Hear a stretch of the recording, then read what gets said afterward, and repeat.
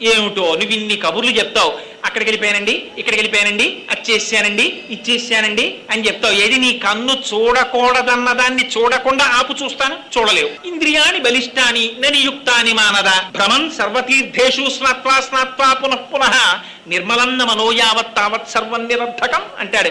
ఎందుకురా ఎన్ని తీర్థాలు తిరిగితే ఏం సుఖం రా? నీ మనస్సును నువ్వు నిగ్రహించలేకపోతున్నావు. లోపల శత్రువుల్నే మనం జయించలేము. కామ క్రోధశ్చ లోభశ్చ దేహే తిష్టంతి తస్కరాహ జ్ఞానరత్నాపహారాయ తస్మాత్ జాగ్రత్త జాగ్రత్త అంటారు శంకర భగవత్పాదాచార్యులు.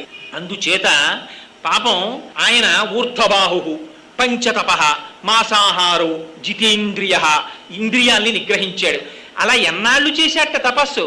తర్ష్యవర్ష సహస్రాణి, ఏమో లెక్క తెలియదన్న. అలా ఎన్ని సంవత్సరాలు తపస్సు చేశాడో ఆయనకి తెలియదు. ఆయన ఏం క్యాలెండర్లు డేట్లు ఇవన్నీ ఏం చూసుకోలేదు.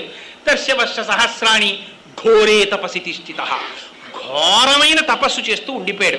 ఎవరి కోసం? తన కోసం కాదు. తనకి సంతతే లేదు అసలు భగీరథుడికి. తన సంతతి కోసం కాదు ఈ తపస్సంతా. ఎవరి కోసం?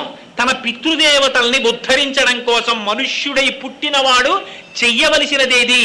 యథావల్లభుల పురుషోత్తం గారు ధర్మాంజలిలో రాశారు, పితృదేవతారాధన చెయ్యవలసినటువంటి తిథిలో దేవతారాధన చెయ్యవలసిన పర్వదినం వస్తే పితృదేవతారాధన చెయ్యాలా దేవతారాధన చెయ్యాలా అన్న మీమాంస వస్తే పితృదేవతారాధనకే పెద్దపీట వేయాలన్నారు. ఎందుకని? మనుష్యుడిగా పుట్టిన తర్వాత నీ ధర్మం నువ్వు చేసి తీరాలి, విహితం.